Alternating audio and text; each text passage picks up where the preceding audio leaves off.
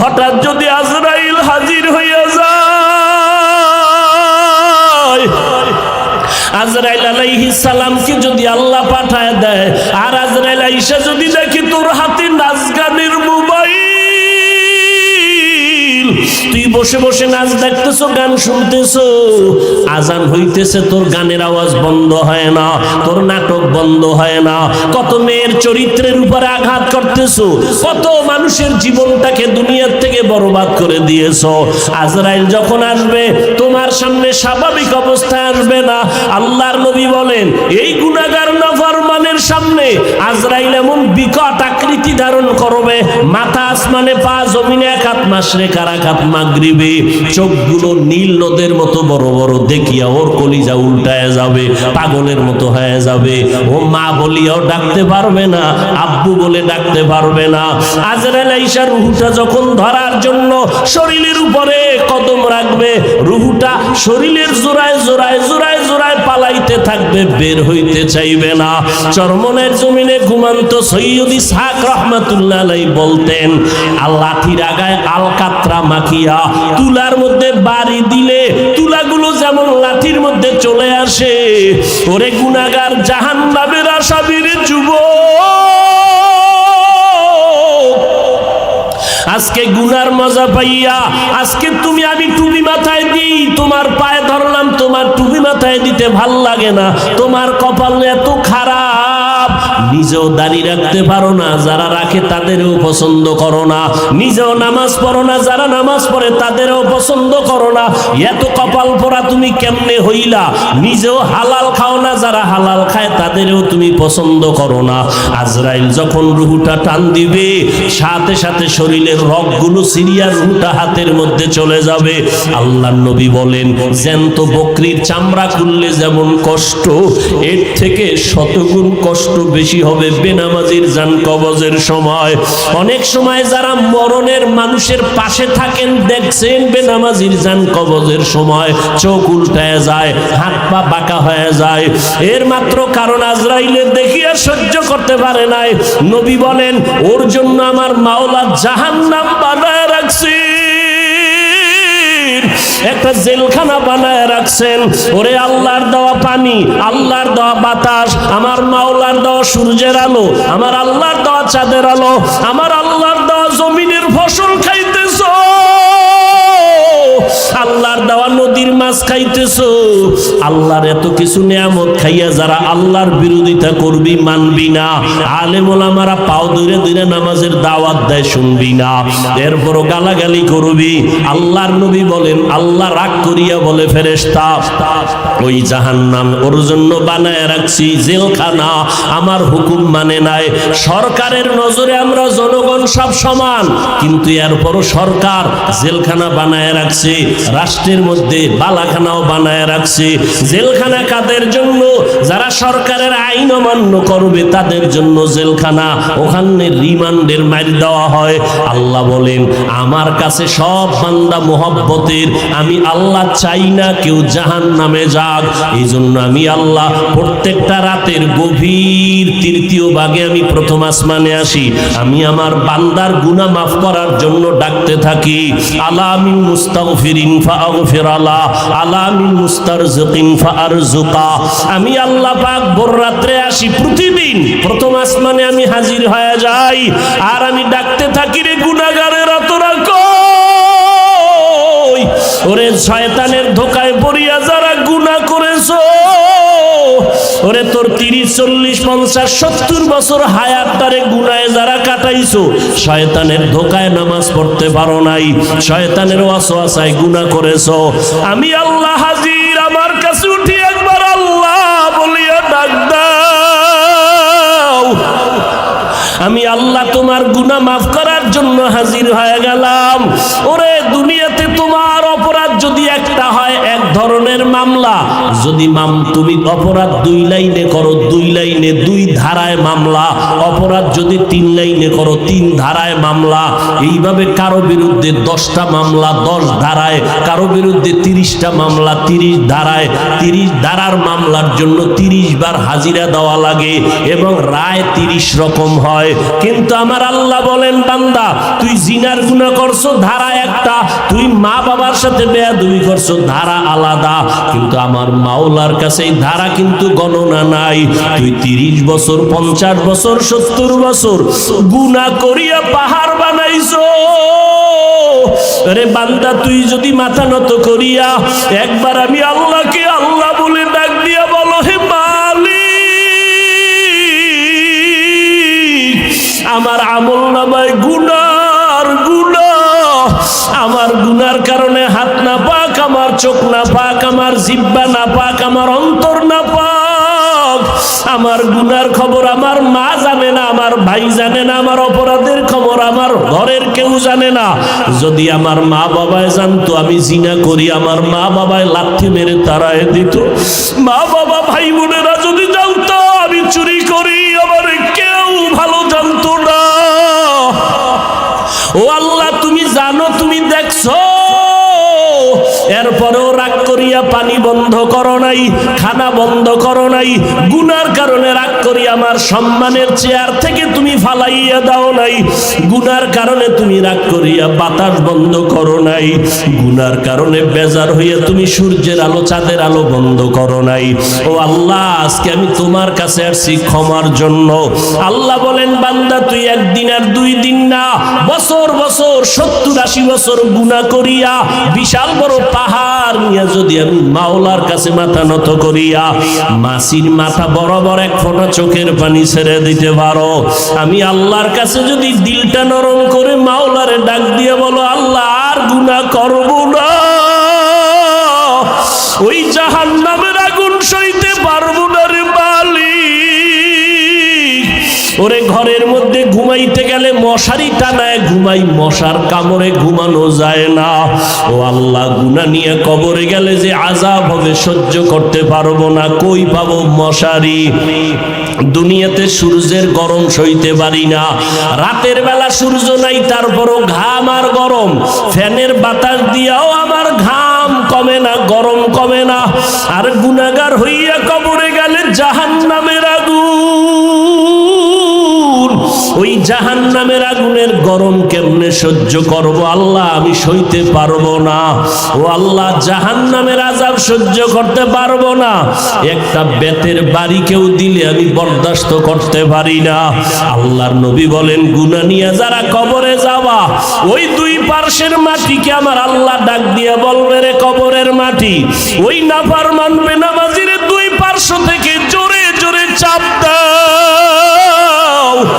এত জোরে 2 পার্শ্বের মাটি চাপ দিবে, পাজরের হাড়গুলো চুরমার হয়ে যাবে।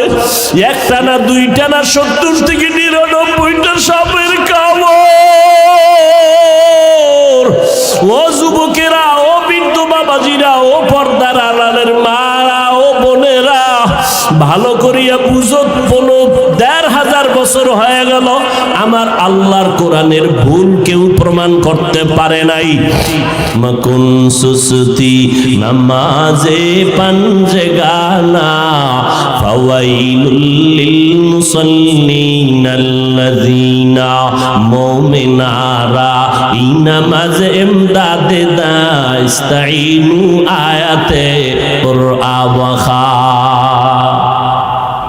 মকুন সুসতি নামাজে পাঞ্জে গানা, ফাওয়াইলুল লিল মুসাল্লিন আল্লাযিনা মুমিনারা ইনামাজ ইমদাদে দাস্তাইনু আয়াতে কুরআন ওয়া একটুখানি নেকের তরে রোজা হাসরের মাঠেতে বাবা ঘুরবে ছেলের পিছে, ছেলে বাবার আগেতে। আহাতে মন কঠিন দিনেতে নামাজ তোমায় ভুলবে না, ঠিক মতো পড়িলে নামাজ জান্নাত তোমার ঠিকানা। ঘুমের চেয়ে নামাজ ভালো আর তুমি ঘুমাইও না, ঠিক মতো পড়িলে নামাজ জান্নাত তোমার ঠিকানা। আমার প্রাণের ভাই বোনেরা জলদি করে উঠে যাও, ওযু করে তাড়াতাড়ি নামাজ পড়তে লেগে যাও। নবী বেনামাজির শাফাআত করিবেন না, ঠিক মতো পড়িলে নামাজ জান্নাত তোমার ঠিকানা। এরে যুবক আল্লাহর গোলাম, আমিও মুসলমান তুমিও মুসলমান। আমার আল্লাহ তোমার আল্লাহ এক, আমার নবী তোমার নবী এক, আমার কোরআন তোমার কোরআন এক, আমার ধর্ম তোমার ধর্ম এক, আমার কাবা তোমার কাবা এক। জমিনের মধ্যে মায়ের গর্ভ থেকে যেদিন আসছি ওই হালাতও তোমার আমার সবই এক। যেদিন বিদায়ের আওয়াজ হবে, তিনটা সাদা কাফনের প্যাকেট হবো, তাও এক, কালারও এক। কাফনে লেখা থাকবে না বক্তা সাহেবের লাশ, কাফনের উপরে লেখা থাকবে না এমপি সাহেবের লাশ। ওই কাফনে ঢুকার পর সব সমান হয়ে যাবে। হিন্দুদের ধর্ম আলাদা, আদর্শ আলাদা, ইহুদির ধর্ম আলাদা, আদর্শ আলাদা, খ্রিস্টানের ধর্ম আলাদা, আদর্শ আলাদা, মুসলমানের ধর্ম এক, আল্লাহ এক, নবী এক, কোরআন এক, কাবা এক। দুনিয়ার থেকে বিদায় বেলা কাফন হবে তিনটা, সংখ্যা এক, কালার হবে আলাদা না এক, কবরের সাইজও হবে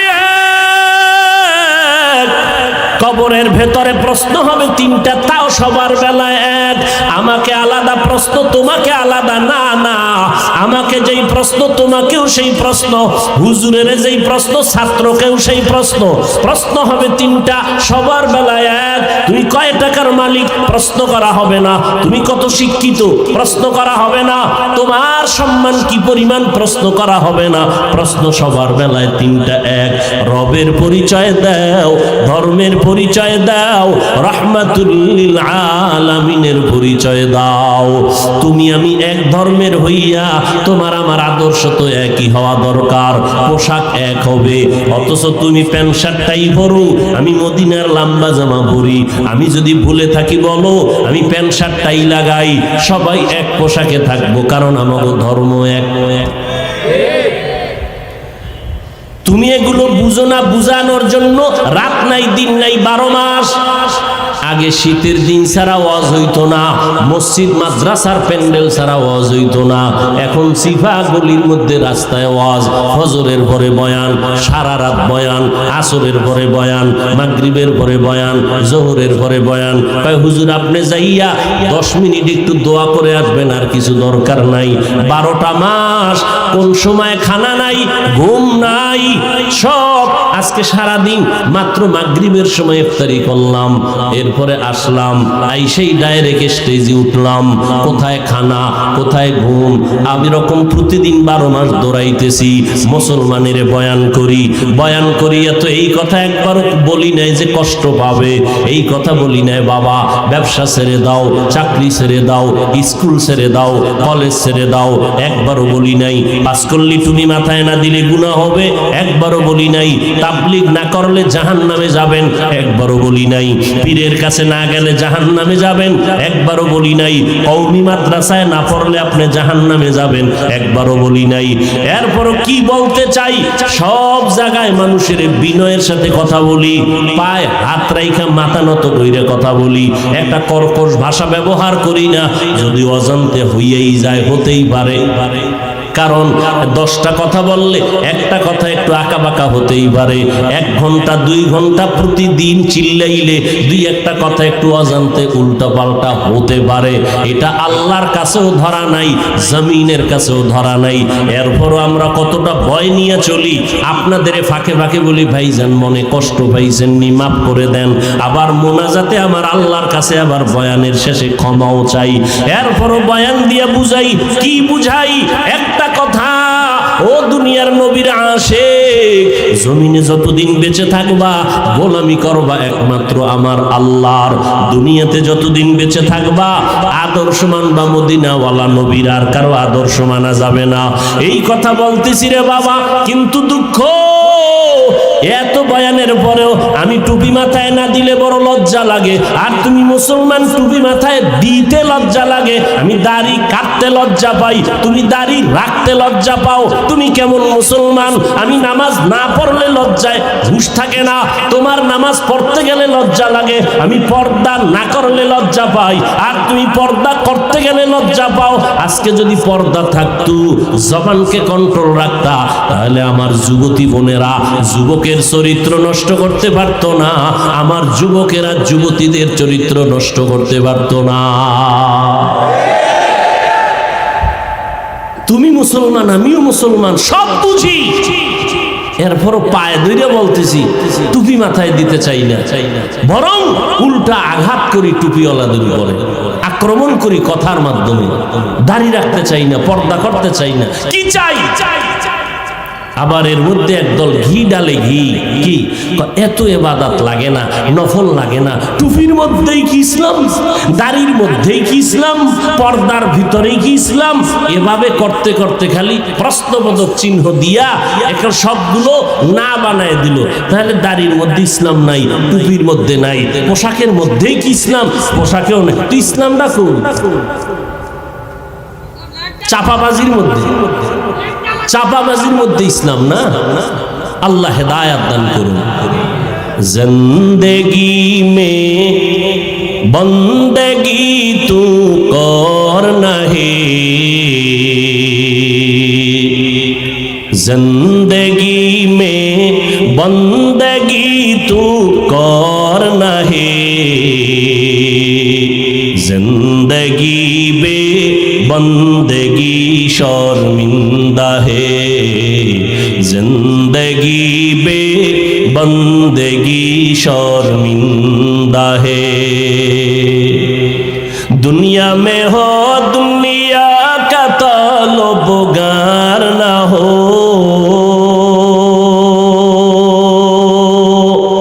बाजार से गुजर हो खरीदार ना हो,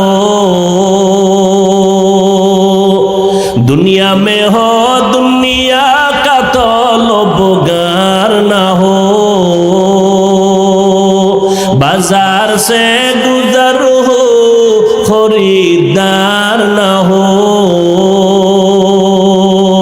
ये दुनिया एक मिसले कागज फूल है, ये दुनिया एक मिसले कागज फूल है, जिंदगी में बंदगी तू करना है, जिंदगी में बंदगी तू करना है,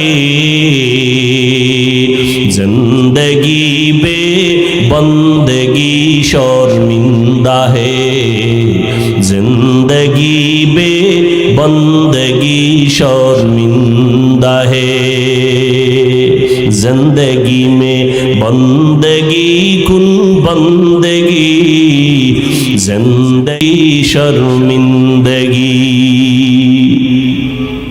বালিশে মাথা লাগাইয়া হিসাব করো, কয় হুজুর হিসাবের দিন শেষ।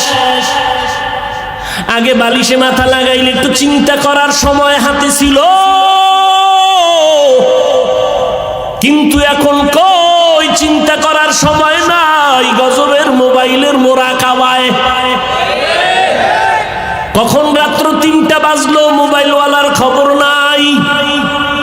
এই মোবাইল নিয়া সারা রাত তাকায় তাকাইয়া কবিরা গুনাহ করে আমার যুবক।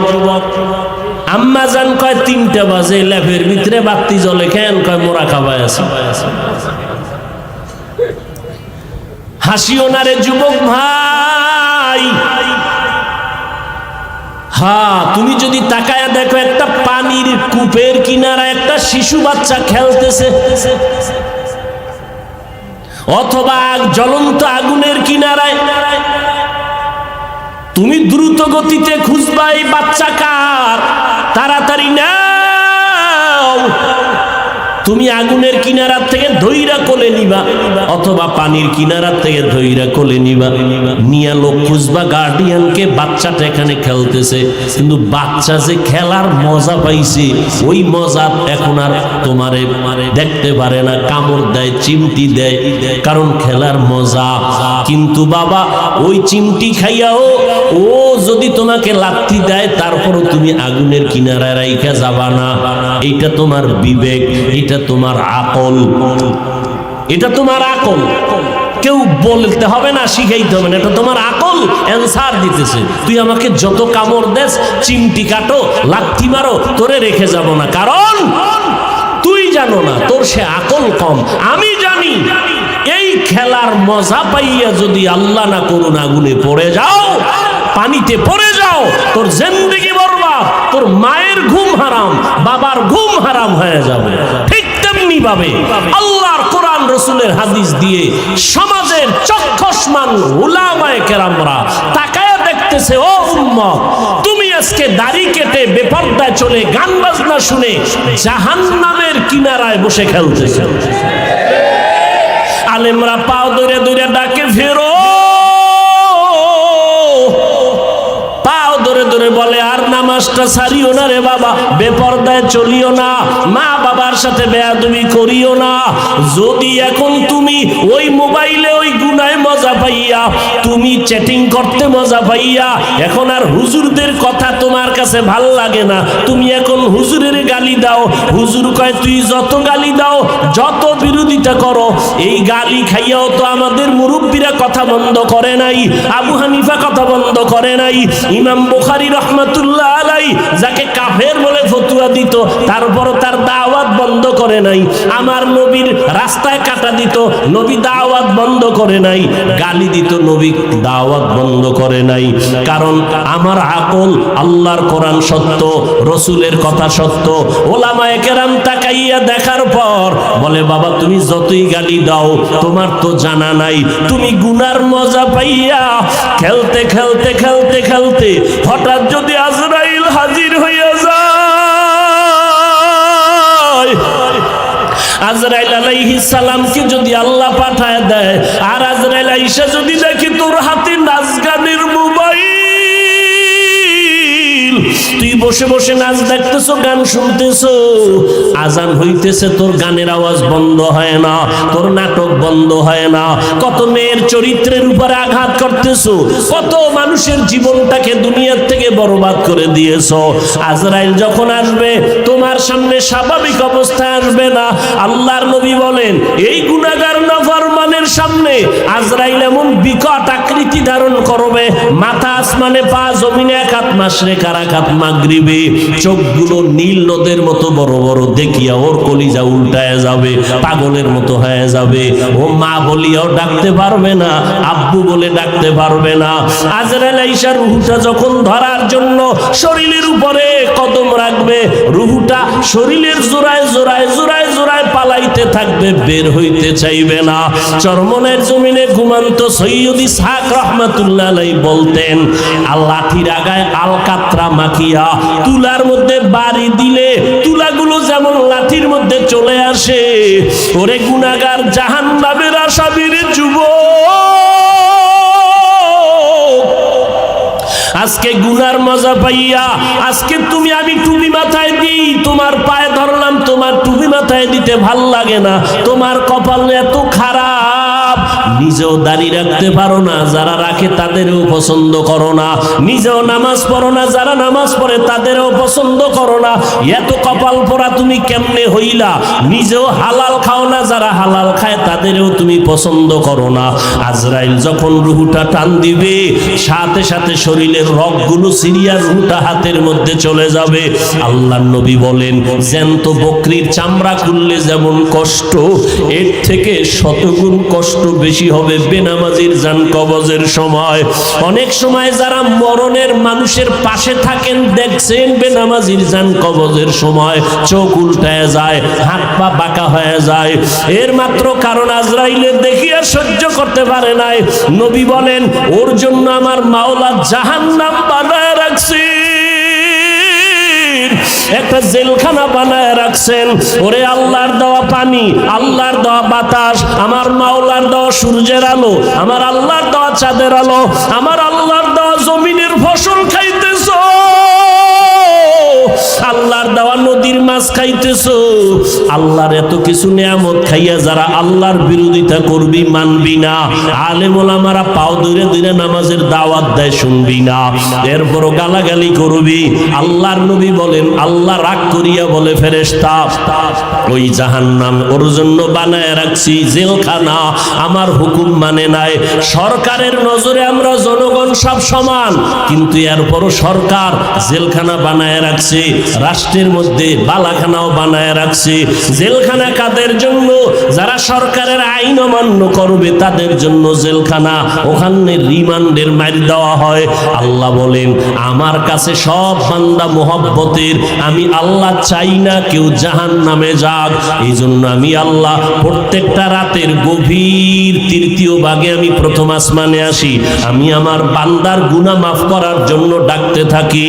আলা মিন মুস্তাগফিরিন ফাগফির আলা, আলা মিন মুস্তারজিকিন ফারজুকা। আমি আল্লাহ পাক ভোর রাত্রে আসি, প্রতিদিন প্রথম আসমানে আমি হাজির হয়ে যাই, আর আমি ডাকতে থাকি, রে গুনাহগারেরা তোরা কই? ওরে শয়তানের ধোকায় পড়িয়া যারা গুনাহ করেছো, ওরে তোর 30, 40, 50, 70 বছর হায়াতটারে গুনাহে যারা কাটাইছো, শয়তানের ধোকায় নামাজ পড়তে পারো নাই, শয়তানের ওয়াসওয়াসায় গুনাহ করেছো, আমি আল্লাহ হাজির, আমার কাছে উঠি একবার আল্লাহ বলিয়া ডাক দাও। আমি আল্লাহ তোমার গুনাহ মাফ করার জন্য হাজির হয়ে গেলাম। ওরে দুনিয়াতে তোমার অপরাধ যদি একটা হয়, এক ধরনের মামলা, যদি তুমি অপরাধ 2 লাইনে করো, 2 লাইনে 2 ধারায় মামলা, অপরাধ যদি 3 লাইনে করো, 3 ধারায় মামলা। এইভাবে কারো বিরুদ্ধে 10টা মামলা 10 ধারায়, কারো বিরুদ্ধে 30টা মামলা 30 ধারায়। 30 ধারার মামলার জন্য 30 বার হাজিরা দেওয়া লাগে এবং রায় 30 রকম হয়। কিন্তু আমার আল্লাহ বলেন, বান্দা তুই জিনার গুনাহ করছো, ধারা একটা, তুই মা বাবার সাথে বেয়াদবি করছো, ধারা আলাদা। কিন্তু আমার মাওলার কাছে এই ধারা কিন্তু গণনা নাই। তুই 30 বছর 50 বছর 70 বছর গুনাহ করিয়া পাহাড় বানাইছো, রে বান্দা তুই যদি মাথা নত করিয়া একবার আমি আল্লাহকে আল্লাহ বলে ডাক দিয়া বলো, হে মালিক, আমার আমল নামায় গুনার গুনাহ, আমার গুনার কারণে হাত না পাক, আমার চোখ না পাক, আমার জিহ্বা না পাক, আমার অন্তর না পাক, আমার গুনার খবর আমার মা জানে না, আমার ভাই জানে না, আমার অপরাধের খবর আমার ঘরের কেউ জানে না। যদি আমার মা বাবায় জানতো আমি জিনা করি, আমার মা বাবায় লাথি মেরে তাড়ায় দিত। মা বাবা ভাই বোনেরা যদি জানতো আমি চুরি করি, আমার কেউ ভালো জানতো না। ও আল্লাহ, তুমি জানো, তুমি দেখছো, এরপরেও রাগ করিয়া পানি বন্ধ করো নাই, খানা বন্ধ করো নাই, গুনার কারণে রাগ করি আমার সম্মানের চেয়ার থেকে তুমি ফালাইয়া দাও নাই, গুনার কারণে তুমি রাগ করিয়া বাতাস বন্ধ করো নাই, গুনার কারণে বেজার হইয়া তুমি সূর্যের আলো চাঁদের আলো বন্ধ করো নাই। ও আল্লাহ, আজকে আমি তোমার কাছে আসছি ক্ষমার জন্য। আল্লাহ বলেন, বান্দা তুই একদিন আর 2 দিন না, বছর বছর 70-80 বছর গুনাহ করিয়া বিশাল বড় পাহাড় নিয়ে যদি আমি মাওলার কাছে মাথা নত করিয়া মাসির মাথা বরাবর 1 ফোঁটা চোখের পানি ছেড়ে দিতে পারো, আমি আল্লাহর কাছে যদি দিলটা নরম করে মাওলারে ডাক দিয়ে বলো, আল্লাহ আর গুনাহ করব না, ওই জাহান্নামের আগুন সইতে পারবো না রে মালিক। ওরে ঘরের মধ্যে ঘুমাইতে গেলে মশারি টানায় ঘুমাই, মশার কামড়ে ঘুমানো যায় না। ও আল্লাহ, গুনাহ নিয়ে কবরে গেলে যে আযাব হবে সহ্য করতে পারবো না, কই পাবো মশারি? দুনিয়াতে সূর্যের গরম সইতে পারি না, রাতের বেলা সূর্য নাই, তারপরও ঘাম আর গরম, ফ্যানের বাতাস দিয়াও আমার ঘাম কমে না, গরম কমে না। আর গুনাহগার হইয়া কবরে গেলে জাহান্নামের আগুন, ওই জাহান্নামের আগুনের গরম কেমনে সহ্য করব আল্লাহ, আমি সইতে পারবো না। ও আল্লাহ, জাহান্নামের আযাব সহ্য করতে পারবো না। একটা বেতের বাড়ি কেউ দিলে আমি বরদাস্ত করতে পারি না। আল্লাহর নবী বলেন, গুনাহ নিয়ে যারা কবরে যাওয়া, ওই দুই পার্শ্বের মাটিকে আমার আল্লাহ ডাক দিয়ে বলবে, রে কবরের মাটি, ওই নাফরমান বেনামাজির দুই পার্শ্ব থেকে জোরে জোরে চাপ দাও। এত জোরে দুই পার্শ্বের মাটি চাপ দিবে, পাজরের হাড়গুলো চুরমার হয়ে যাবে। একটা না, দুইটা না, 70 থেকে 99টা সাপের কামড়। ও যুবকেরা, ও বৃদ্ধ বাবাজিরা, ও পর্দার আড়ালের মারা, ও বোনেরা, ভালো করিয়া বুঝো। 15,500 বছর হয়ে গেল আমার আল্লাহর কোরআনের ভুল কেউ প্রমাণ করতে পারে নাই। আজকেও যদি কোরআনের একটা ভুল কেউ বের করতে পারো রে বাবা, আমরা এখন দাড়ি কেটে ফেলবো, নামাজ বন্ধ করে দিব, প্যান্ট শার্ট টাই লাগাবো, কিন্তু আজ পর্যন্ত কোরআনের ভুল কেউ বের করতে পারে নাই। পারছে? বরং কোরআনের ভুল বের করতে গিয়া বহু বিধর্মীরা মুসলমান হয়ে গেছে, হয় নাই? মুসলমান হয়ে গেল। আল্লাহর কোরআন বলো, আল্লাহর সাক্ষী রেখে, আল্লাহর কোরআন সত্য না মিথ্যা? জবান খুলে বলো, সত্য না মিথ্যা? এ যুবকেরা জবাব দাও, পায়ে হাত রেখে বলছি, আমিও তো একটা যুবক, আমার মনেও তো চায় গান শুনি, কারণ গুনাহের আকর্ষণ আল্লাহ জন্মগতভাবে সবার মধ্যে দিয়ে রাখছেন। গুনাহ করার আকর্ষণ, নারীদের নাচ গান দেখলে আমার অন্তরও চায় আমি দেখি, কিন্তু কন্ট্রোল করি জাহান্নামের ভয়।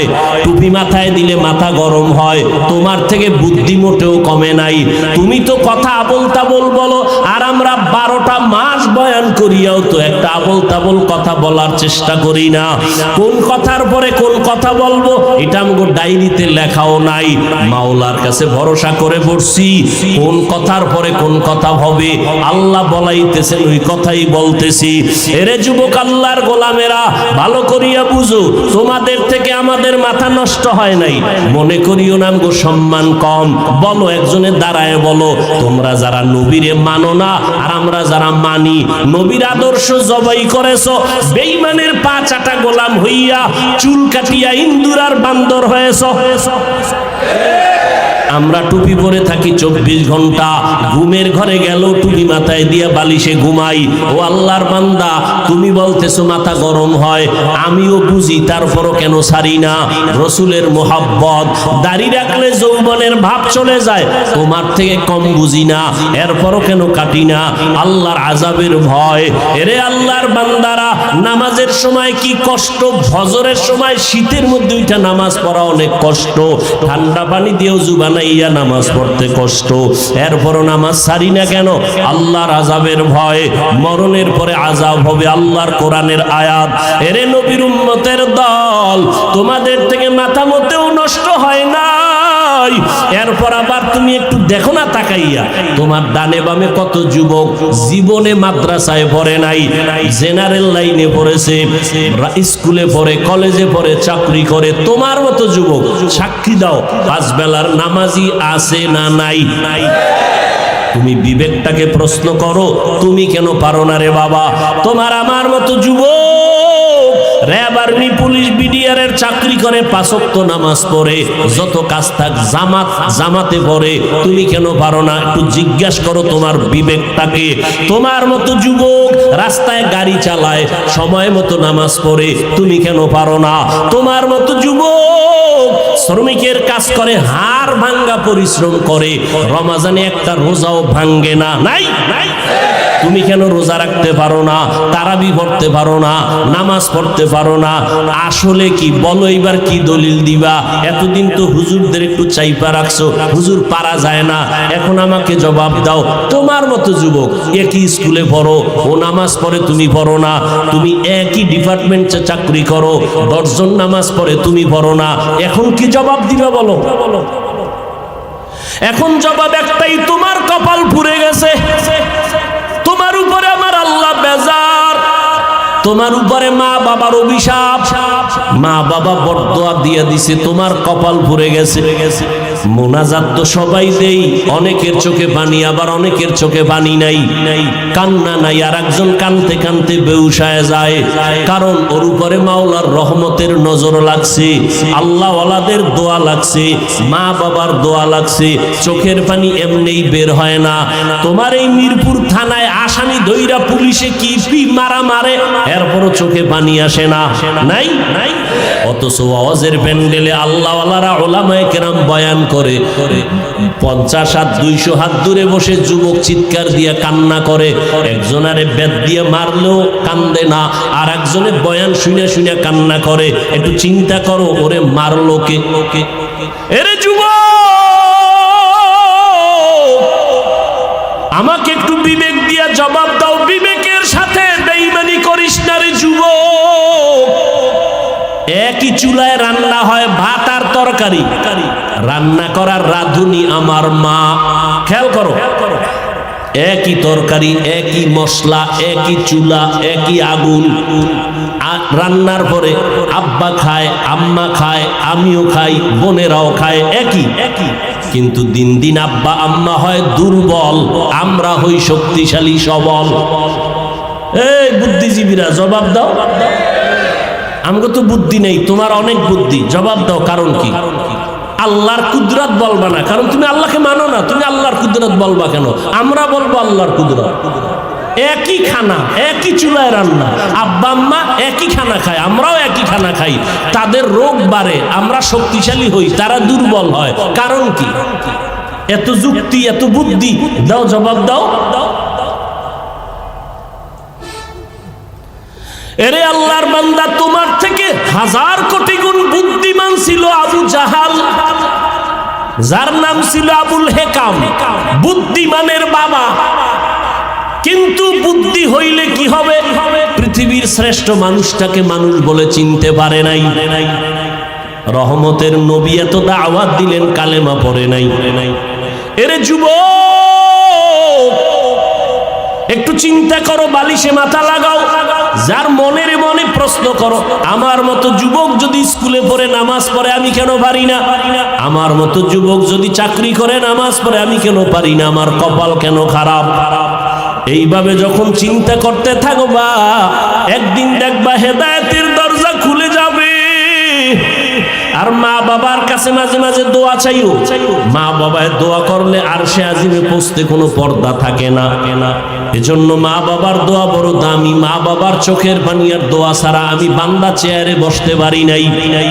মা বাবার চোখের পানি আর দোয়া ছাড়া এ যুবক পরীক্ষায় পাস করতে পারো নাই। মা বাবার চোখের পানি আর দোয়া ছাড়া তুমি বাড়ি গাড়ির মালিক হতে পারো নাই। অতএব এখনো সময় আছে, তওবার দরজা খোলা। নেক আমল ধরো, শিরিক মুক্ত জীবন গড়ো, আল্লাহর মোহাব্বত নিয়ে চলো। চাকরি ছাড়া লাগবে না, স্কুল বন্ধ করা লাগবে না রে বাবা, মাদ্রাসায় আসার দরকার নাই। ভালো করে শুনো যুবক, পর্দার আড়ালের আম্মা জান আসেনি? আছে? এরে আম্মা জান, আপনারা আয়েশা রাদিয়াল্লাহু আনহার মতো ধন্য নারী, আপনারা খাদিজা রাদিয়াল্লাহু তাআলা আনহার মতো নারী, আরে আম্মা জান ফাতেমা রাদিয়াল্লাহু তাআলা আনহার মতো নারী, আপনারা উলামায়ে কেরামের মায়ের মতো মা। এই জমিনে আপনাদের মতো বহু নারী এই এলাকায় থাকে, 5 ওয়াক্ত নামাজ পড়ে, নাই? ভিন্ন আম্মারা আপনারা কেন পারেন না? আরে আম্মা জান, ও যুবতী বোনেরা, তোমার মতো যুবতী বোন আজান হলে মাথায় কাপড় দিয়া 5 বেলার নামাজ পড়ে, এরকম যুবতী বোন আছে না নাই? তুমি কেন যুবকের চরিত্র নিয়ে সিনেমিনে খেলো, মোবাইলের মাধ্যমে চ্যাটিং করো? এক আল্লাহর বান্দা বহু দিন হয়ে গেছে বিয়ে করে না। ছোট ভাই একদিন ডাক দিয়া কয়, বয়স এত বেড়ে গেল ভাইজান, আপনি বিবাহ করেন না কেন? মা বোনেরা ভালো করে শুনেন, যুবকেরাও শুনো বাবা। বড় ভাই ডাক দিয়া কয়, আমি বিবাহ করব, পছন্দের কোনো মেয়ে পাই না। ছোট ভাই বুঝতে পারছে, মনে হয় যেন সম্ভ্রান্ত পরিবারের মেয়ে লাগবে, একটু টাকাওয়ালা। ডানে বামে খোঁজ দিয়ে এক প্রস্তাব দিল, অমুক বাড়ির মেয়ে বড় ভালো, বড় ভাই বলে না, আমি এ মেয়ে বিয়া করব না।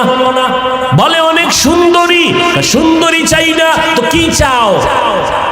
হ্যাঁ, বড় ভাই বলে বিয়া করতে চাই, আমার সীমানা প্রায় পারাইয়া যাইতেছে, বিবাহের বয়স অনেক আগেই হয়ে গেছে, করি না, কারণ আমি এমন একজন আল্লাহর বান্দি যুবতী মেয়ে চাই। ছোট ভাই বলে কেমন মাইয়া চাও? কয় আমি এমন একটা মেয়ে চাই, যেই মেয়ে আমার স্ত্রী হইয়া আমার হাতটা ধরে আমাকে জান্নাতের ভিতরে ঢুকায় দিবে, আমাকে জান্নাতের পথে নিবে। আর এমন একটা মেয়েকে বিয়া করব যেই মেয়েটা আমাকে একটা পুত্র সন্তান উপহার দিবে, যেই সন্তানটা উম্মতের জান্নাতের পথ দেখাবে। ছোট ভাই কয় তোমার কপালে বিয়া নাই। চলে গেল। এই বিয়া নিয়ে এখন আর কথা বলে না। কিন্তু বড় ভাই ডাক দিয়া কয়, শোন, আমার অন্তরের নিয়ত যদি সঠিক হয়, ইনশাআল্লাহ আমি আজ না কাল এমন মেয়ে পেয়ে যাব, যদি আমার নিয়তে ভেজাল না থাকে। এভাবে ধৈর্য ধারণ করলেন। দীর্ঘ কিছুদিন পরে পার্শ্বে এক এলাকায় চলে গেল, শুনছে ওখানে এক আল্লাহওয়ালা আসছেন, বড় বুজুর্গ, দোয়া করলে কবুল হয়ে যায়। দোয়ার জন্য চলে গেল। গিয়া দেখে হুজুর মসজিদে ওজিফা পালন করে, আমলে আছেন। সালাম, হুজুর আমি অমুক এলাকার এক বান্দা যুবক, আসছি আপনার দোয়া নেওয়ার জন্য। বিবাহ করেছো নাকি? বলে না, করি নাই, দোয়া করবেন। হুজুরের সাথে কথা বলতেছে, ঠিক এমন টাইমে পর্দার আড়াল থেকে মসজিদের জানালা দিয়া একটা যুবতী মেয়ে সালাম দিল, আসসালামু আলাইকুম। হুজুর বলে কে? বলে আমি এই এলাকার এক যুবতী মেয়ে। কি চাও? হুজুর একটু দোয়ার জন্য আসছি, আমার আব্বাজান বড় অসুস্থ। তাই নাকি? বলে হ্যাঁ। হুজুর ওখানে প্রায় সময় আসেন, মানুষকে দাওয়াত দেন, মসজিদে আমল করেন, মোটামুটি পরিচিত। এইবার মেয়ে কয়, হুজুর দোয়া করবেন, আল্লাহ পাক রব্বুল আলামিন আমার জন্য যেন ভালো একটা পাত্রের আয়োজন করেন। কয় তুমি কেমন পাত্র চাও? কয় হুজুর আমার বিবাহের জন্য আমি এমন একটা পুরুষ যুবক চাই, যেই যুবক আমার হাত ধরে আমাকে জান্নাতে নিবে এবং আমাকে এমন একটা পুত্র সন্তান উপহার দিবে আল্লাহর দয়ায়, যেই পুত্র সন্তান উম্মতের দায়িত্ব নিয়ে জান্নাতের পথ দেখাবে বাতিলের মোকাবেলায়। হুজুর শুইনা চুপ হয়ে গেলেন। পাশের পুরুষ যুবক ডাক দিয়ে, হুজুর বেয়াদবি মাফ করবেন, আমি দীর্ঘ বছরেই লালন করতেছি, কল্পনা করতেছি এমন গুণের মেয়ে আমিও চাই। হুজুর বলে মেয়ের ফ্যামিলি গরিব, আমার গরিব টরিব লাগবে না, আপনি যদি দয়া করে ব্যবস্থা করে দেন আমি আলহামদুলিল্লাহ রাজি হয়ে যাব। আলহামদুলিল্লাহ ব্যবস্থা হয়ে গেল, যুবক যুবতীর সাথে বিয়া হয়ে গেল। এই দুইজনের সংসার শুরু হয়ে গেল। এই যুবক আর যুবতীর দাম্পত্য জীবন সুখময় জীবন। ফজরের সময় ঘুম থেকে একজন যদি উঠতে না পারে, স্ত্রী যদি আগে উঠে, স্বামীকে কয় উঠো, আল্লাহর সাথে একটু মোলাকাতের কথা বলার চেষ্টা করো। অতিও গভীর হয় রজনী যখন, নীরবে প্রভুর নাম জপিও তখন। প্রভুর করুণা যদি পাইবারে চাও, গভীর রাতে উঠে প্রভুর গুণগান গাও। স্বামী যদি আগে উঠে স্ত্রীকে ডাকে উঠো, রান্না বান্না হয় না, বন্ধ, আগে নামাজ তারপরে রান্না। এইভাবে জীবন চলতেছে। এর মধ্যে একটা সন্তান আল্লাহ দান করছেন, পুত্র সন্তান। আল্লাহর কাছে দোয়া করতো নামাজ পড়ে, দয়ার মালিক তুমি আমাদের একটা নেককার সন্তান দাও, যেই সন্তানের দ্বারা দুনিয়াতে আমগো সম্মান বাড়বে, আখিরাতেও বাড়বে। আল্লাহ দোয়া কবুল করে ফেলছেন। এমন একটা পুত্র সন্তান আল্লাহ তাদের দান করেছেন, যেই সন্তান দুনিয়াতে আইসা মা বাবার আদর্শ নিয়ে বড় হইয়া রাশিয়া, সিরিয়া, মিশর, ইরাক পুরা জগৎটাকে বিজয়ের পতাকা উড্ডীন করে বাইতুল মুকাদ্দাস মুসলমানের প্রথম কিবলা, যেখানে এক রাকাত নামাজ পড়লে 50,000 রাকাত নামাজের সওয়াব, ওই বাইতুল মুকাদ্দাসের উপরে হামলা, বিভিন্ন বিধর্মীদের হামলা। এই সন্তান গিয়া ইতিহাসের পৃষ্ঠা খুলো, বাইতুল মুকাদ্দাসকে হাতের মধ্যে নিয়ে বিজয়ের পতাকা উড়াইয়া দিলেন। ইতিহাসবিদরা বলেন এর মতো বীর যোদ্ধার ইতিহাস এত স্মরণীয় যে কিয়ামতের আগে এরকম বীর আসবে কিনা জানা নাই। ওই সন্তানের নাম সুলতান সালাউদ্দিন আইয়ুবী। গুগলে সার্চ দাও, সালাউদ্দিন আইয়ুবীর ইতিহাস পড়ো, দেখো কে সে সালাউদ্দিন আইয়ুবী। রাষ্ট্র পরিচালনা করেছে, ওই সিরিয়া মিশর বিজয়ের পতাকা উড্ডীন করেছে, বাইতুল মুকাদ্দাসকে হাতের মুষ্টির মধ্যে নিয়ে গেল, বেঈমানদের দখল থেকে, অত্যাচার থেকে মুসলমানকে পরিত্রাণের জায়গায় নিয়ে আসলো। এরে যুবক আল্লাহর গোলাম, মনটা কি স্থির করা যায় না? অন্য মেয়ের চরিত্র যদি তুমি নষ্ট করো, তোমার বোনের চরিত্র তার একজন নষ্ট করতে পারে, তুমি এটা চিন্তা করো। এরে যুবতী বোনেরা, কত যুবকের চরিত্র নষ্ট করতেছো। তোমার ভাইয়ের চরিত্র যদি কেউ নষ্ট করে তুমি কেমন মনে করবা? এইভাবে যদি একটু চিন্তা করো, তাহলেই তোমার অন্তরটা ঠিক হয়ে যাবে।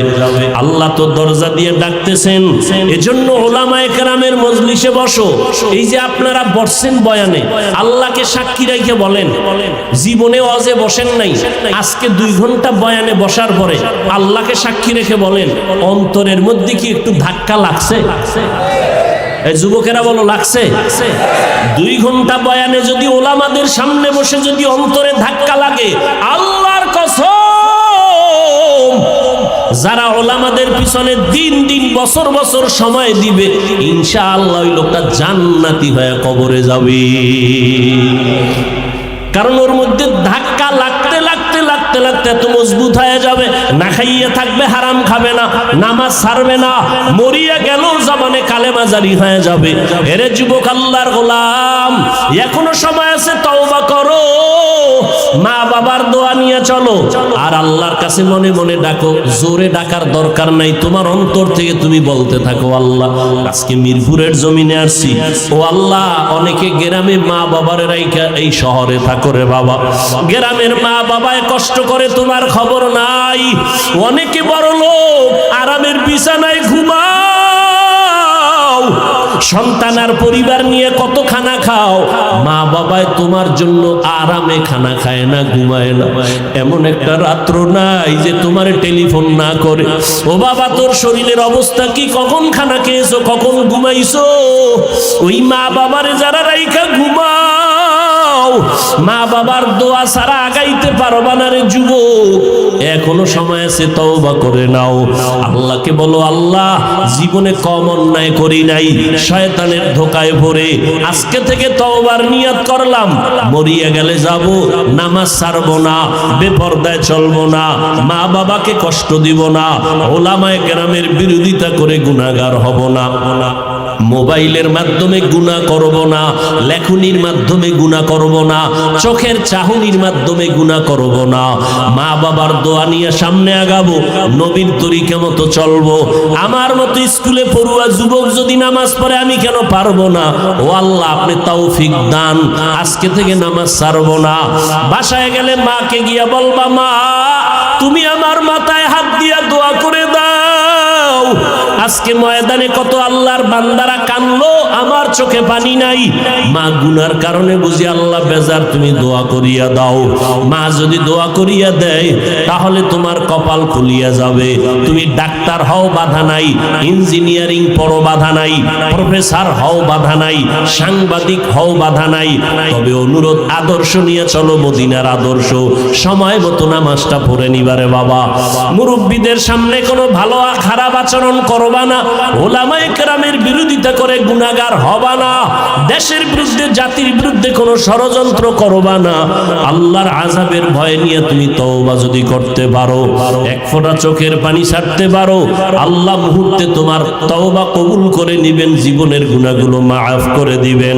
ও আল্লাহর বান্দারা, ও পর্দার আড়ালের আম্মা জানেরা, বোনেরা, আল্লাহর কাছে তওবা করেন, জীবনে কারো হক নষ্ট করবেন না, চরিত্রের উপর আঘাত দিবেন না, স্বামীর খেদমতে স্বামীর মালের হক ঠিকমতো রক্ষা করবেন, সন্তানের হক ঠিকমতো আদায় করবেন।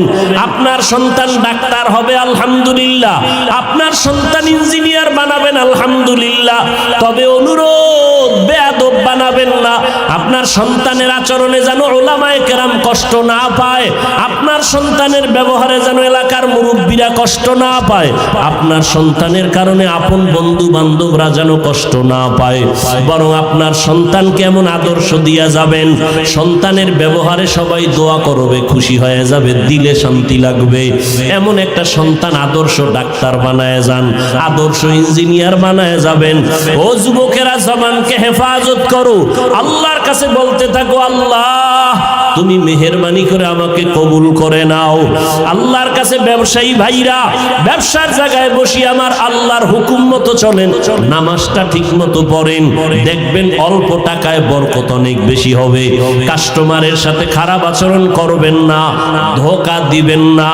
আল্লাহর কাছে ভাবে বলতে থাকেন, আল্লাহ যেইভাবে ব্যবসা করলে দুনিয়াতে শান্তি পাবো, সম্মান বাড়বে, আখিরাতে নবীজির সাথে জান্নাতে থাকতে পারবো, ওইভাবে ব্যবসা করার তৌফিক দাও, মানুষের সাথে ভালো আচরণ করার তৌফিক দাও। তুমি তৌফিক না দিলে সম্ভব হবে না। এইভাবে তওবার নিয়ত যদি অন্তরে থাকে, তবে একটা চিরচরিত সত্য কথা, আবু জাহাল নবীজিরে 13টা বছর দেখলো, বয়ান শুনলো, নবীর সব কিছু জানলো, এরপরও কালেমা পড়লো না। অন্যদিকে ওমরের মতো বান্দা নবীর গর্দান কাটতে আসিয়া কালেমার রশি গলায় লাগাইয়া নবীজির জন্য এত পাগল, নবীর কাছে তওবা করিয়া জান্নাতের টিকিট নিয়ে নিল। এই ওমরের এত সম্মান আল্লাহ বাড়ায় দিয়েছেন। ঠিক কিয়ামত পর্যন্ত আবু জাহাল থাকবে না ঠিকই, কিন্তু আবু জাহালের কঠিন অন্তরের মতো কিছু অন্তরালা মানুষ জমিনে থাকবে।